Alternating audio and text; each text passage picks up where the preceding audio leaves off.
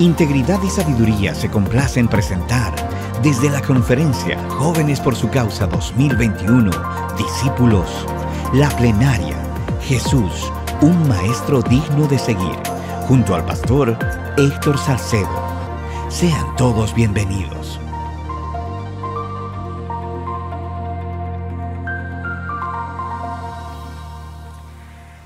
Bueno, mis queridos hermanos, amigos, algunos sobrinos, y tengo un hijo por ahí que debe estar en alguna esquina del salón. A mí me toca abrir con una primera plenaria, como le llamamos a esta exposición general a todo el grupo. Ya habrán otras participaciones de grupos de mujeres, de hombres y demás. Pero esta primera plenaria vamos a hablar un poco del título que vieron en pantalla hace unos minutos, Tu Maestro digno de seguir. El título de esta conferencia es Discípulos. Y si hay discípulos es porque hay un maestro. Y el maestro es el punto de partida. Él es que marca la pauta. Definitivamente que la calidad de un discípulo y la calidad nuestra como discípulos de Jesús va a depender estrechamente del concepto que tú y yo tengamos de nuestro maestro.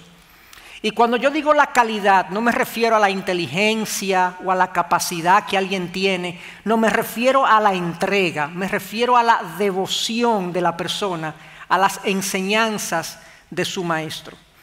Y de eso es precisamente entonces que queremos hablar de nuestro maestro, aquel del cual nosotros somos discípulos. Si yo me voy a auxiliar, obviamente, y más que auxiliar, me va a ser el centro de mi exposición, de mi compartir con ustedes, un pasaje que está en el libro de Mateo, capítulo 16.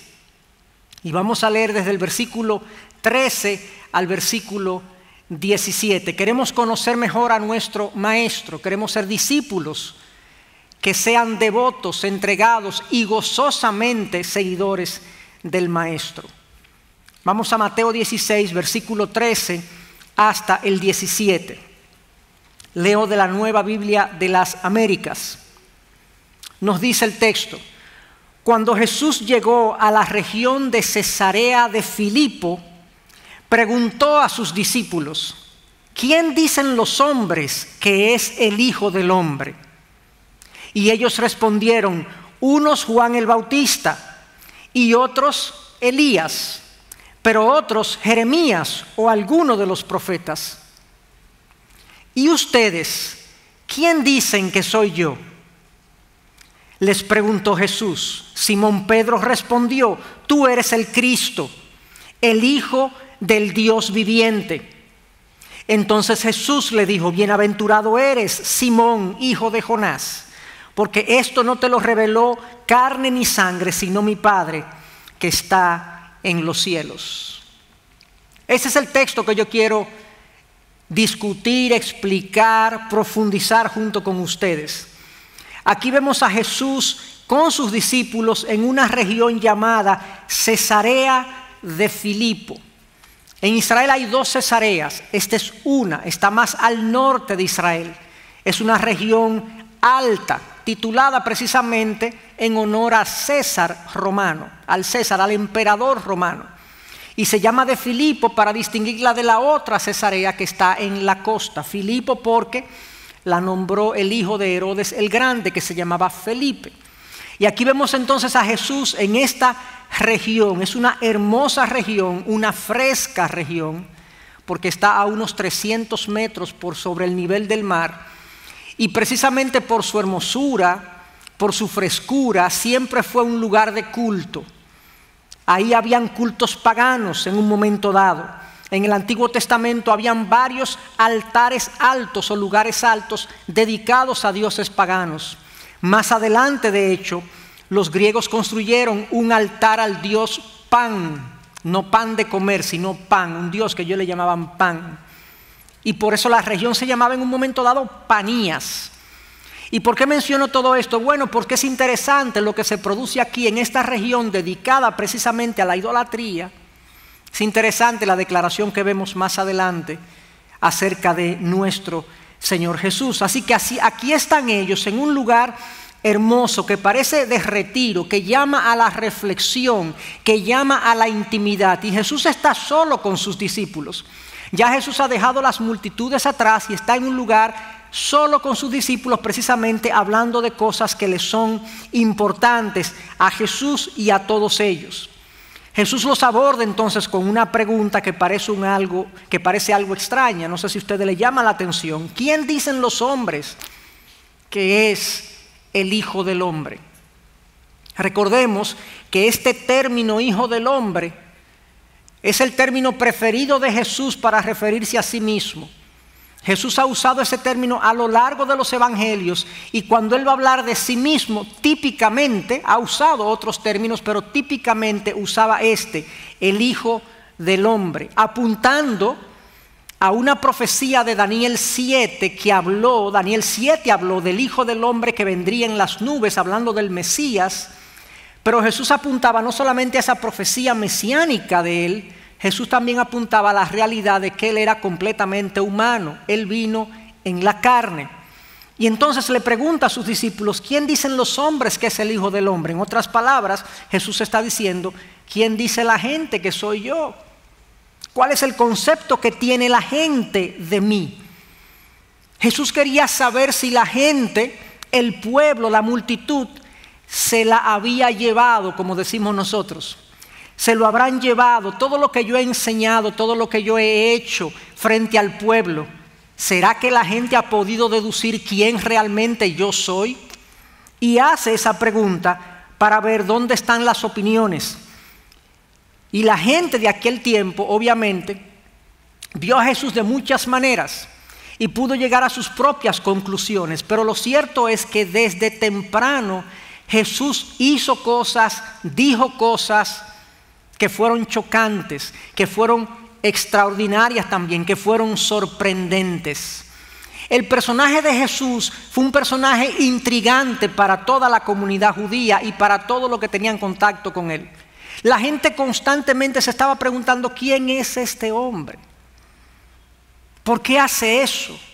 ¿Cómo hace eso? ¿Quién es él? Apenas a los 12 años, Jesús está en una caravana con sus padres, viajando de una región a otra, y de repente Jesús se pierde. Muchos conocen esta historia. 12 años, Jesús se pierde. Y cuando sus padres no lo encontraron, nos dice el libro de Lucas en su capítulo 2, que volvieron y lo buscaron en Jerusalén. Y después de 3 días perdido el muchacho, lo encontraron nada más y nada menos que en el templo. O sea, si hay un sitio donde yo no voy a buscar un niño de 12 años, es en el templo. Ahí estaba Jesús, en el templo, sentado con la gente, que yo no voy a buscar un niño de 12 años sentado en el templo con esta gente, los maestros de la ley. Escuchándolos, Jesús escuchándolos y haciéndole preguntas. Todos los que le oían estaban asombrados de su entendimiento y de sus respuestas.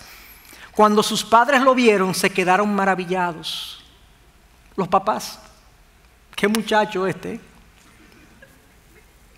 Jesús crece, entra a la adultez, y la gente que lo conocía, Jesús se crió en una región, en una zona, pequeña ciudad rural de nombre Nazaret. En Nazaret la gente estaba intrigada, desconcertada con Jesús. Y sobre todo lo hacía porque tenía un conocimiento y una sabiduría que la gente decía, pero ¿de dónde es que ha sacado todo esto? En Mateo 13, 53 al 56, estando en Nazaret, se nos dice que Jesús estaba enseñando ciertas parábolas y se fue de allí. Y llegó entonces a su pueblo específicamente y les enseñaba en la sinagoga de ellos. De tal manera que se maravillaban y decían, oigan esto, ¿dónde obtuvo tal sabiduría y estos poderes milagrosos? ¿No es este el hijo del carpintero? ¿No se llama su madre María y sus hermanos Jacobo, José, Simón y Judas? Para los que no sabían que Jesús tenía al menos 4 hermanos varones. Bueno, 4 hermanos. Borren el varones. Edición, borra eso de varones. Y tenía varias hermanas, hembras. para ser consistente con lo otro, ¿verdad? ¿No están todas sus hermanas con nosotros? Oigan la pregunta. ¿Dónde pues obtuvo todas estas cosas? Este muchacho se crió con nosotros aquí. ¿Cómo es que él sabe todo eso y aprendió todo eso? ¿Cómo es que él hace las cosas que hace? Esa era su comunidad. En otro momento, su propia comunidad, él va a una fiesta denominada la fiesta de los tabernáculos. Y a la mitad de la fiesta Jesús subió al templo y se puso a enseñar. Entonces los judíos se maravillaban y decían, ¿cómo puede saber de letras sin haber estudiado? Jesús siempre produjo esta sorpresa, esta maravilla, este buen escándalo. Jesús escandalizaba a la gente en el buen sentido. Oh, pero ¿y qué es esto? Igualmente, fuera de la comunidad que lo conocía, gente que no era de Nazaret, que no lo conoció creciendo con él, estaba igualmente sorprendida. En Mateo 7, versículo 28, después de una larga sesión de enseñanza, de hecho, si ustedes ven el capítulo 7 de Mateo, y ustedes saben que las letras están en rojas cuando Jesús las dice, todo el capítulo 7 de Mateo casi entero es rojo. Y luego de esa larga sesión de enseñanza, cuando terminó Jesús estas palabras, las multitudes se admiraban de su enseñanza, porque les enseñaba como uno que tiene autoridad y no como sus escribas. Jesús sigue sorprendiendo a la gente, sigue generando admiración en la gente. En Mateo 22, versículo 33, al oír esto, las multitudes se admiraban de su enseñanza. En Marcos 1, 22, porque les enseñaba como uno que tiene autoridad y no como sus escribas. En Marcos 11, 18, los principales sacerdotes y escribas oyeron esto y buscaban cómo destruir a Jesús, pero le tenían miedo porque toda la multitud estaba admirada de su enseñanza. En Lucas 4:32, todos se admiraban de su enseñanza porque su mensaje era con autoridad. ¿Qué clase de maestro era esto? Cuando Jesús iba a enseñar, la gente se amontonaba, se aglutinaba. Va a enseñar el hombre. Vamos para allá, primera fila. La gente no lo dejaba ni siquiera caminar, a veces ni siquiera comer. La gente quería escuchar esta maravilla de enseñanza. Como nunca antes nadie había enseñado. Generaba tal interés, tal admiración, tal respeto, que aún las autoridades que querían hacerle mal no se atrevían a ponerle la mano porque la gente estaba maravillada de lo que él enseñaba y la forma como lo hacía. En Juan 7:32 hay algo chocante y yo diría que algo jocoso. Los fariseos le dijeron a sus oficiales lo siguiente, dice, los fariseos oyeron a la multitud murmurando estas cosas acerca de él. La gente estaba hablando de Jesús. Jesús era un tema de conversación. ¿Quién es? ¿Qué es lo que hace? ¿Supiste lo que enseñó, lo que hizo, lo que dijo? Era un tema de enseñanza, era un tema de conversación. Entonces los principales sacerdotes y los fariseos enviaron guardias para que lo prendieran, para que lo apresaran. Guardias del templo, no son guardias romanos, guardias del templo, que el templo tenía su propia guardia, sus propios guachimanes, vamos a decirlo así. Y mandaron estos guardias, esos guachimanes, a prender a Jesús. En el versículo 45 se nos dice, entonces los guardias vinieron a los principales sacerdotes y fariseos. Y estos les dijeron, ¿por qué no lo trajeron? Los guardias respondieron, jamás hombre alguno ha hablado como este hombre habla. Vayan a meterlo preso. Van, vuelven. Yo no sé la cara de los guardias, de los guachimanes del templo, pero yo me imagino que estaban mirando para abajo, mirándose uno a otro, porque lo mandaron a prender a una persona, lo mandaron a apresar a Jesús y no trajeron a nadie. ¿Y qué fue lo que pasó? No, ellos no se intimidaron por la multitud, ellos se intimidaron porque Jesús enseñaba de una forma que ellos dijeron, es que esto es otra cosa. Nosotros no nos atrevimos a ponerle la mano a ese individuo porque nadie ha dicho y ha enseñado de la manera como ese hombre lo hace. No nos atrevimos a ponerle la mano. Y todo eso era de su enseñanza, su instrucción. Pero también estaban aquellos que estaban sorprendidos no solo por la autoridad y sabiduría con que enseñaba, sino por las implicaciones de algunas de las cosas que Jesús decía. En Marcos 2 hay un relato que muchos, o quizás la mayoría de ustedes conocen. Es un paralítico que bajan por el techo de una casa. Y nos dice Marcos 2, versículo 3, entonces vinieron, le trajeron un paralítico llevado entre 4 hombres. Versículo 5, viendo Jesús la fe de ellos, dijo al paralítico. ¿Qué ustedes creen que Jesús le dijo al paralítico? Levántate y anda. No, lo primero que Jesús le dice al paralítico es, hijo, tus pecados te son perdonados. Pero estaban allí sentados algunos de los escribas, los cuales pensaban en sus corazones, ¿por qué habla este así? Está blasfemando. ¿Quién puede perdonar pecados si no solo Dios? Al instante Jesús, conociendo en su espíritu qué pensaban de esa manera dentro de sí mismo, les dijo, ¿por qué piensan estas cosas en sus corazones? ¡Wow!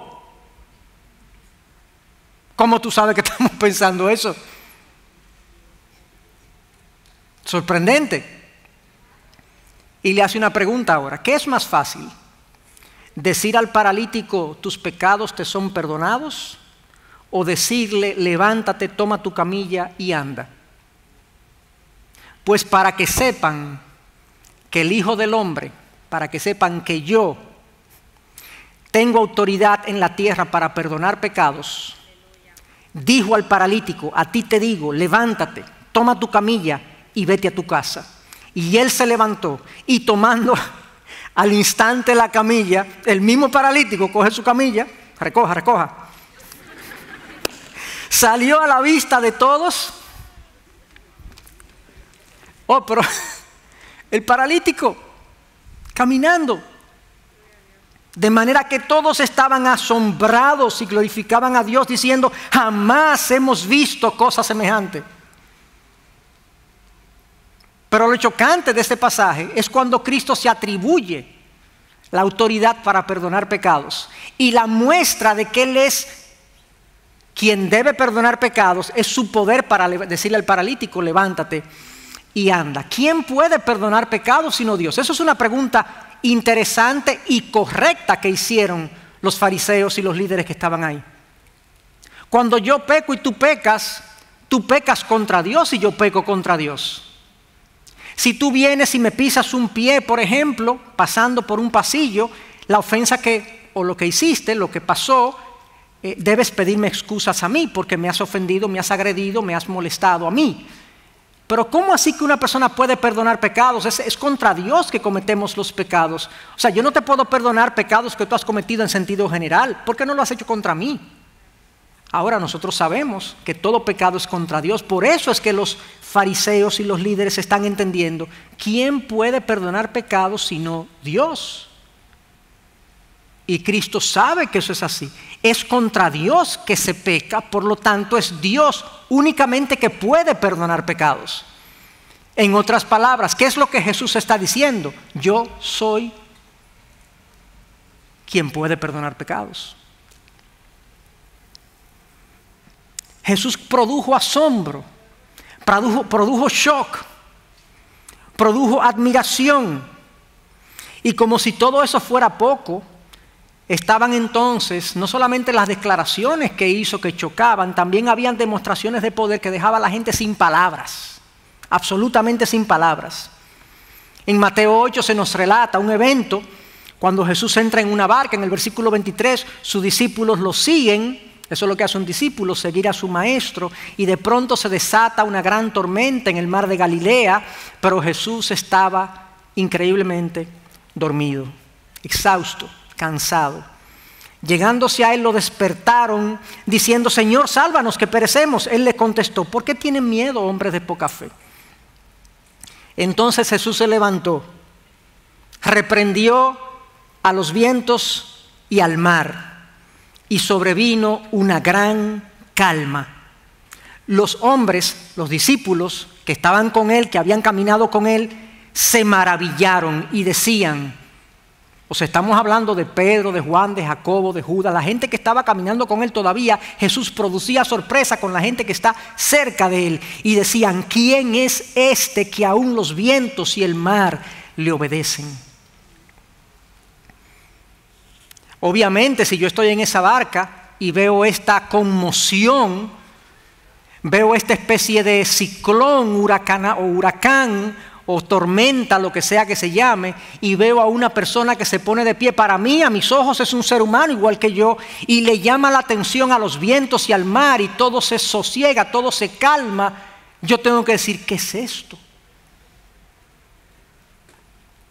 Y estos son relatos reales, esto no es una película de Marvel, ¿eh? Estos son relatos reales. En otra ocasión, Mateo 9 nos relata, versículo 32, que ellos estaban caminando y al salir de un lugar le trajeron un mudo endemoniado. Después que el demonio había sido expulsado, me encanta esta frase, oigan esto, después que el demonio había sido expulsado, el mudo habló. Y las multitudes se maravillaban y decían, jamás se ha visto cosa igual en Israel. El mudo habló. Ustedes conocen el colmo de los colmos. Yo sé que eso es un chiste muy viejo, pero es que queda tan bien aquí. El colmo de los colmos es que un mudo le diga a un sordo que un ciego lo está mirando. En la época de Jesús eso era posible. El mudo habló, los sordos oyeron, los ciegos veían. Por lo tanto, no era extraño decir, fulano, ¿tú supiste? Jesús pasó por aquí y un mudo le dijo a un sordo que un ciego lo está mirando. Esa era la estela que dejaba Jesús.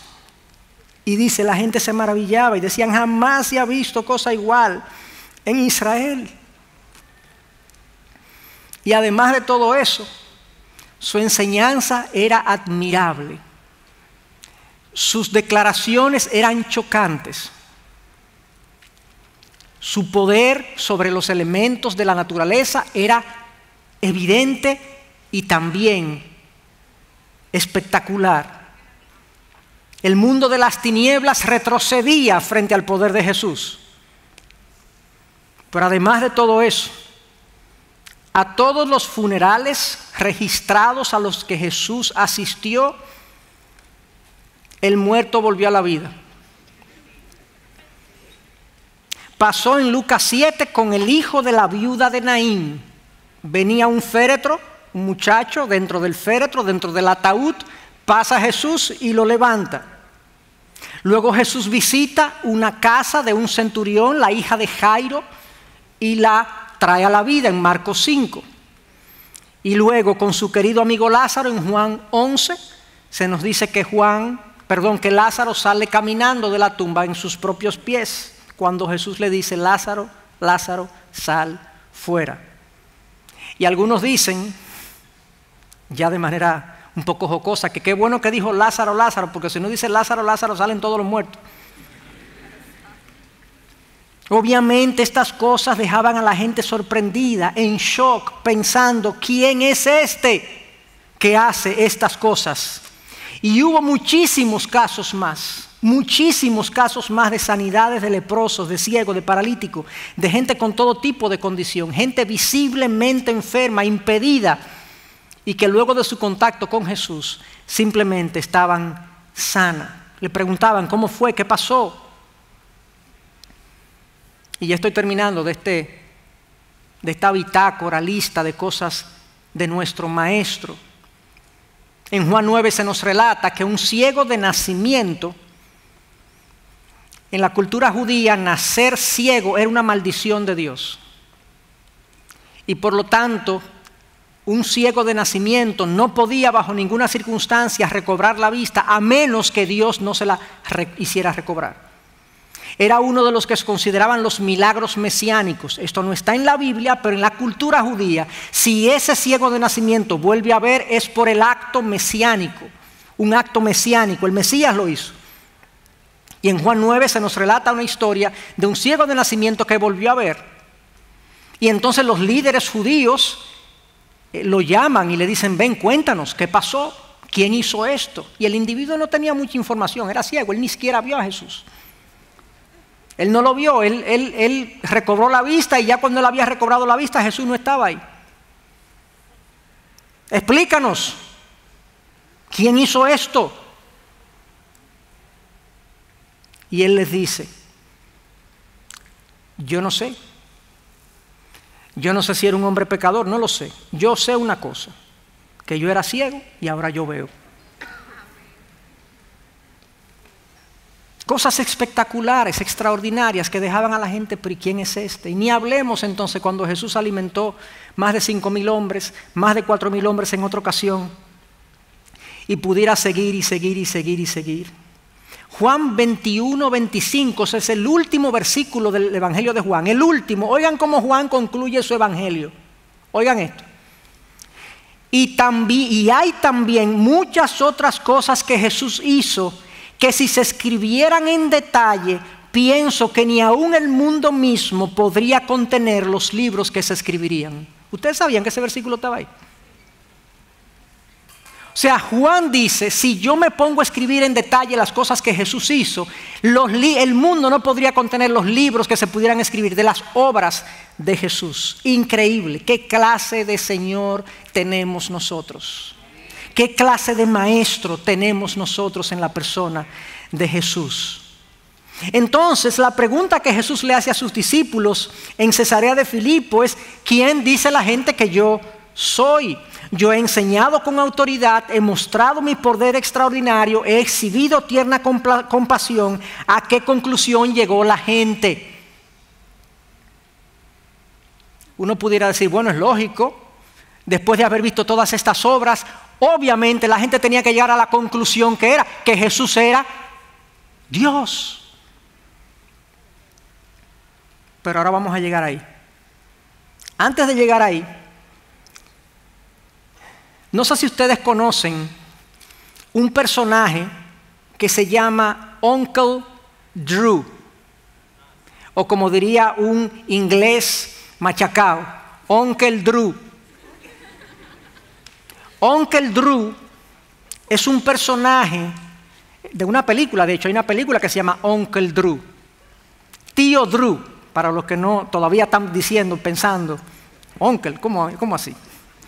Tío Drew es un personaje que interpreta un famoso basquetbolista de la NBA, de los Boston Celtics, ahora mismo está jugando con los Boston Celtics, que se llama Kyrie Irving.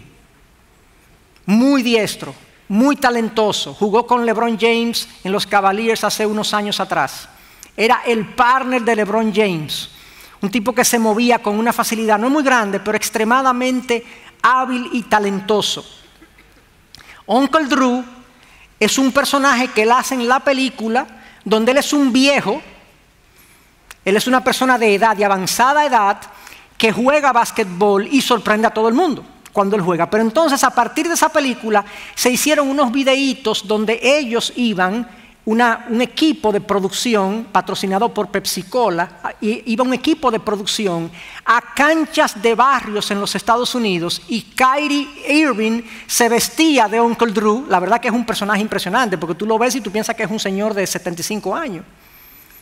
Y él llegaba como con sus achaques a la cancha y le pedía a los muchachos ahí de la cancha del barrio, esto es en vivo, real, que él quería jugar un poquito y comenzaba como con un poquito de dificultad, a correr, a tirar, tiraba unos tiros y fallaba, pero de repente, como que se le metía algo.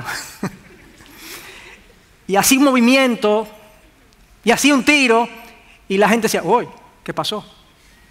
Y tú veías a la gente alrededor de la cancha que se comenzaban a parar, la gente que estaba sentada, se comienzan a parar y decir, pero ¿qué es lo que está haciendo este hombre? ¿Tú estás viendo? Y tú veías a la gente hablando, no puede ser. Aquí hay algo, no sé qué es lo que hay, pero no puede ser que esta persona de esta edad, en estas condiciones, pueda tener esta destreza, esta habilidad, esta capacidad para meter puntos y demás. Y dejaba a todo el mundo con la boca abierta.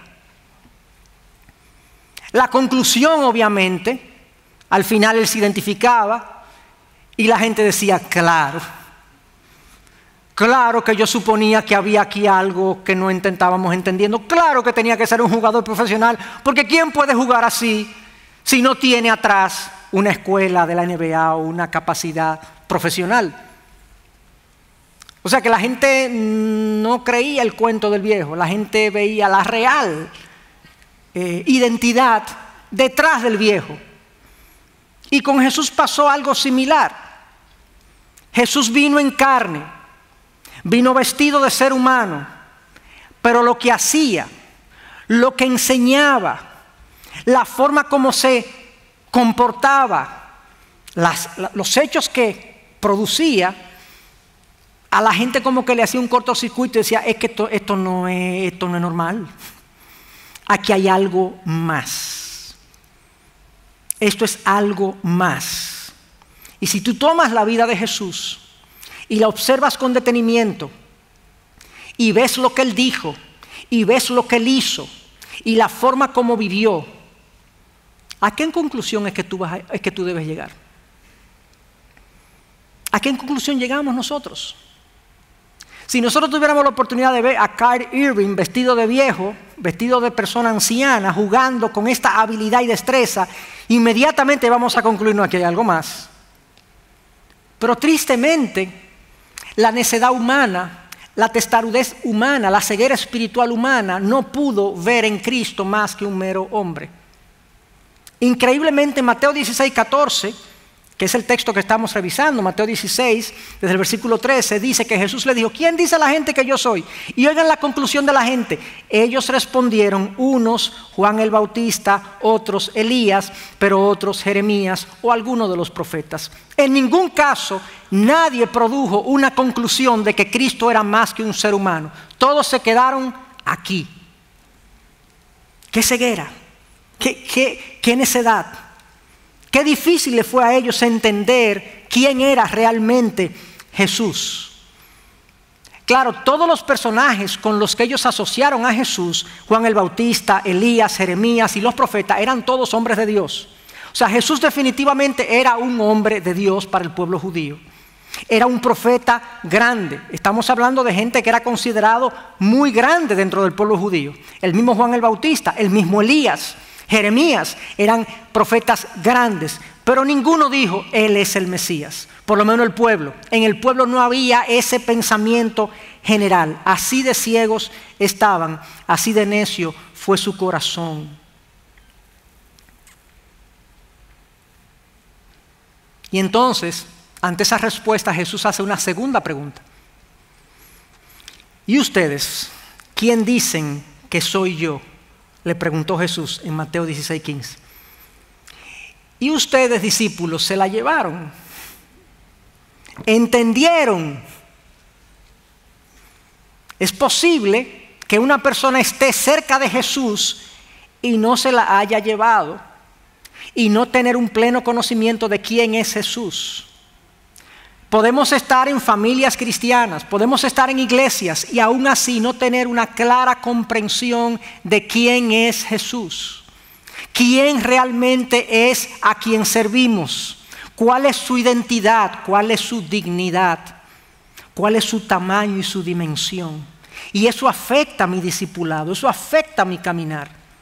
Cuando la dimensión de mi Jesús, si podemos ponerlo en esos términos, es pequeña, mi discipulado es pálido, mi compromiso es débil, mi caminar es indeciso. Pero cuando la dimensión de mi Jesús es la correcta, mi compromiso es fuerte. Miren lo que le pasó a Felipe en Juan 14. Él le dice a Jesús, Señor, muéstranos al Padre y nos basta. Felipe era uno de los apóstoles. Muéstranos al Padre y nos basta. Felipe ha estado así con Jesús por 2 años y pico y le dice, muéstranos al Padre y nos basta. Y Jesús le dijo, ¿tanto tiempo he estado con ustedes y todavía no me conoces, Felipe? ¿Tú todavía no sabes quién es que yo realmente soy? Y ahí es que él le responde, ¿tú no sabes que si tú me has visto a mí, has visto al Padre, que el Padre y yo somos uno? ¿Tú no entiendes la dimensión de mi persona? Estaba cerca, era apóstol, tenía 2 años y pico caminando con Jesús. Y es posible que nosotros también tengamos experiencias similares y nosotros no nos hemos detenido a pensar la dimensión de nuestro Maestro, el concepto que tenemos de Él. Ante esa pregunta entonces, ante la segunda pregunta, ¿quiénes creen ustedes que yo soy? Vemos la inmediata, precisa y yo diría gloriosa respuesta de Pedro. Pedro siempre iba adelante, como ya ustedes saben. Pedro hablaba y después pensaba, típicamente. Pero aquí lo hizo bien. De hecho, Pedro es considerado, cuando vemos las participaciones de Pedro a lo largo de los evangelios, Pedro era el vocero del grupo. O sea que los estudiosos de este pasaje entienden que cuando Pedro contestó lo que contestó, él estaba hablando no solamente por él, sino por todos. ¿Quiénes creen ustedes que yo soy? Y Pedro responde. Y responde de una manera hermosa. Versículo 16. Tú eres el Cristo, el Hijo del Dios viviente. ¡Qué declaración! ¡Qué, como dicen los americanos, qué statement! Extraordinaria. En el lenguaje original en griego, yo no soy bilingüe en griego, yo busco libros que dicen lo que estudian el griego, que lo que dice el griego es eso. Y me encantó lo que leí.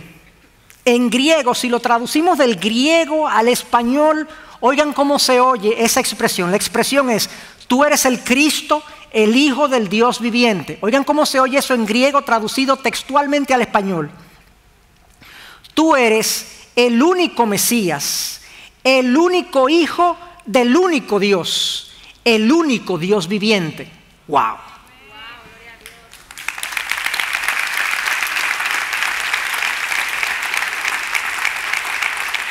Y la razón por qué se traduce así es porque en el griego hay 4 artículos definidos que dicen el Hijo, el Mesías, el Hijo, el Dios, el único viviente. Aquí todo es único. Dios es único, nuestro Maestro es único. Y tan extraordinaria fue la declaración de Pedro que yo veo hasta cierta emoción y entusiasmo de nuestro Señor Jesús. Y le responde en el versículo 17, contrario a lo que tuvo que hacer en el pasado con Pedro. Pedro, cállate, espérate. Le dice, bienaventurado eres, Simón, hijo de Jonás, porque esto no te lo reveló carne ni sangre, sino mi Padre que está en los cielos. La pegaste, Pedro. Finalmente. Qué bueno, gloria a Dios. Es interesante que esta declaración se produce en un lugar, le declaran a Cristo como el Cristo, el Hijo del Dios, del único Dios viviente, en un lugar que había sido típicamente usado para la idolatría de dioses paganos. Aquí se presenta como el único Dios, el único viviente entre los dioses. ¿Y qué implica entonces esta declaración que está haciendo Pedro? Tiene 2 componentes, si se pudieron dar cuenta, esta declaración. Lo primero que le dice es, tú eres el Cristo. Tú eres el Cristo. Esa es la palabra griega para Mesías. En hebreo, Mesaya o Mesías es traducido al griego como Cristo. O sea, es lo mismo. El Mesías es el Cristo. Ambas palabras significan lo mismo. Significan el ungido de Dios. El que ha recibido una encomienda especial de Dios. El que ha sido seleccionado de manera especial por Dios. Y en estas culturas del Oriente o del cercano Oriente, cuando una persona participaba de alguna ceremonia especial o era premiado o investido como con una especie de premio por la valentía o por haber ganado una batalla, se ungía típicamente. Ahora, en el caso de Israel, el ungido, cuando se hablaba del ungido, era el rey. Ese es el término que utiliza David para referirse a Saúl. Recuerden también que Samuel ungió a David como rey de Israel. Y entonces el Mesías vendría a ser no un ungido, sino el ungido final de Dios. El que gobernaría, el rey ungido final de Dios que gobernaría y traería paz a la tierra. Ese es el Mesías, ese es el Cristo. Aquel que traería paz a la tierra y paz en mi relación con Dios. Pedro le dice, tú eres el Cristo, el Mesías, el ungido, definitivo, eterno de Dios. Tú eres el Rey de Reyes. Eso es lo que significa. Tremenda declaración. En ese momento, por eso es que Jesús le dice, bienaventurado eres, Simón, porque esto no te lo reveló carne ni sangre, porque Pedro no tenía la teología para llegar ahí. Pero Pedro, observando la historia, viendo los vientos callarse, los demonios retroceder, las vidas cambiar, dijo, pero espérate, 2 más 2 son 4, este dio. Pedro pensó bien, concluyó bien, pero él no lo dejó ahí. Tú eres el ungido de Dios. Él le añade, el Hijo, el único Hijo del único Dios, el único viviente, el Hijo del Dios viviente. Eso le añadió Pedro a su declaración. Tú no solamente eres el ungido como lo fue David, como lo fue Saúl, como fueron otros reyes, tú eres el Hijo único de Dios.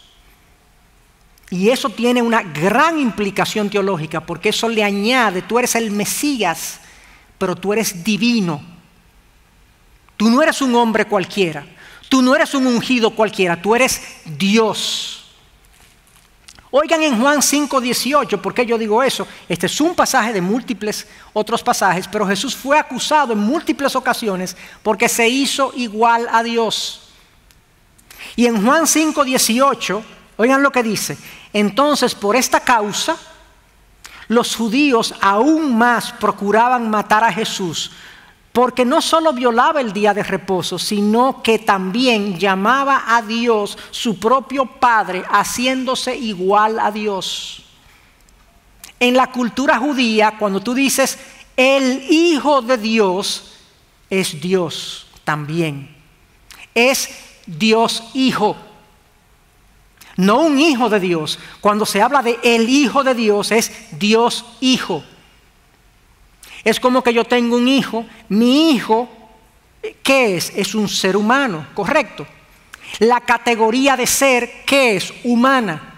El Hijo de Dios, la categoría de ser de el Hijo de Dios, ¿qué es? Divina, Dios, Dios Hijo. Entonces Pedro, con esta declaración, no solamente le dice, tú eres el Mesías, el ungido de Dios, el eterno ungido de Dios, tú eres divino. Y de ahí entonces, por ese motivo es que esta declaración de Pedro se considera como la culminación del ministerio de enseñanza de Jesús. Jesús aquí dice como, ya, aprendieron lo que tenían que aprender, entendieron lo que tenían que entender, porque no hay una comprensión más alta, no hay nada que determine más tu destino que tú saber que Jesús es el ungido de Dios, Dios mismo hecho hombre y que fue entregado por nosotros para el perdón de nuestros pecados. No hay una comprensión más alta y más importante que esa en la vida. En un momento dado Jesús está orando a su Padre en Juan 17. Es una oración que Jesús está orando. Los discípulos están ahí como escuchando y registrando. Y oigan lo que Jesús le dice a su Padre. Y esta es la vida eterna, que te conozcan a ti, al único Dios verdadero, y a Jesucristo, a quien has enviado. Esa es la vida eterna. Que ellos sepan que tú eres el único Dios y que yo soy tu enviado, tu ungido, tu Mesías, Dios Hijo. Esa es la vida eterna. La única conclusión razonable después de ver la vida de Jesús era esta. Al ver las portentosas obras de este simple carpintero, al meditar en las profundas enseñanzas de este maestro judío, el rabí, un rabino, al considerar el inexplicable poder de este hombre, ¿a qué conclusión vamos a llegar? Esta gente vio, los discípulos vieron las vidas cambiar, los enfermos sanar, los muertos resucitar, los demonios retroceder y los vientos callar. ¿Quién es este? ¿Quién es este hombre? Se maravillaban de su enseñanza. Los discípulos dijeron, este es Dios entre nosotros. De ahí el nombre que le dio el ángel a María, les llamarán Emmanuel, Dios con nosotros. Ese es Jesús. Ese es nuestro maestro. ¿Y qué clase de maestro nosotros tenemos? ¿Qué clase de maestro? Yo quiero terminar haciendo una mención de es una porción de un mensaje, de un sermón de un pastor de hace muchos años. Él vivió alrededor del 1900 aproximadamente, un pastor canadiense. Escribió un libro, de hecho, y predicó un sermón que se llamó Una vida solitaria, refiriéndose a la vida de Jesús. Y él decía sobre la vida de Jesús: he aquí, hay un hombre que nació en una aldea oscura como hijo de una campesina. Creció en otra aldea desconocida. Trabajó en carpintería hasta los 30 años y luego durante 3 años fue predicador itinerante. Nunca escribió un libro ni ocupó ningún cargo. Nunca tuvo una casa ni una familia. Nunca fue a la universidad y nunca puso el pie dentro de una gran ciudad. Nunca viajó más de 300 kilómetros del lugar de donde nació. Nunca hizo una de las cosas que suelen acompañar a la grandeza. No tenía credenciales más que él mismo. No tenía nada de poder según el mundo. Cuando era joven, la opinión pública, la opinión popular se volvió en su contra. Sus amigos huyeron, uno lo negó, otro lo traicionó, fue entregado a sus enemigos, pasó por la burla de un juicio, fue clavado en una cruz entre 2 ladrones. Sus verdugos se rifaron la única propiedad que tenía, su túnica. Cuando murió, lo bajaron y lo pusieron en una tumba prestada por la compasión de un amigo. Han pasado 19 largos siglos y hoy es el centro de la raza humana y el líder absoluto del progreso. Me atrevo a afirmar que todos los ejércitos que alguna vez marcharon y todas las armadas que alguna vez fueron construidas y todos los parlamentos que alguna vez se sentaron y todos los reyes que alguna vez reinaron juntos no han afectado la vida del ser humano sobre la tierra con tanta fuerza como esta vida solitaria. Jesús, Dios, mi maestro. Amén. Amén.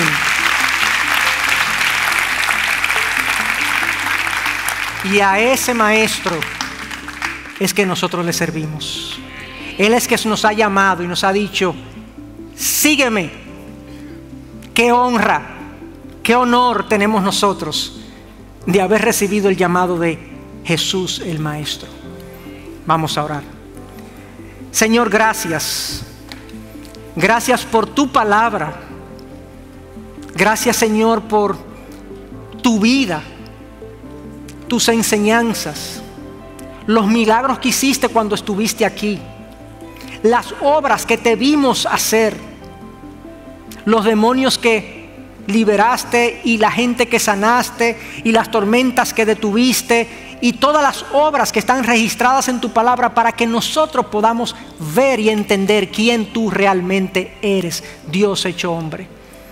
Señor, es mi oración que tú levantes nuestro concepto de ti, que tú aumentes nuestra fe en ti, que tú aumentes nuestra devoción y confianza en ti.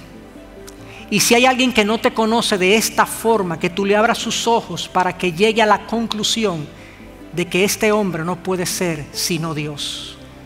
A ti sea la gloria, Señor. Gracias en el nombre de Jesús. Amén y amén. Bendiciones.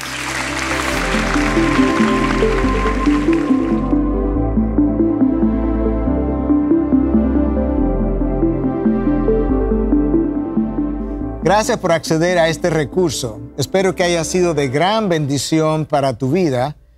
Te sugiero que te suscribas a este canal de forma que tú puedas recibir notificación la próxima vez que hayamos subido un nuevo recurso que pueda servirte de instrucción y bendición.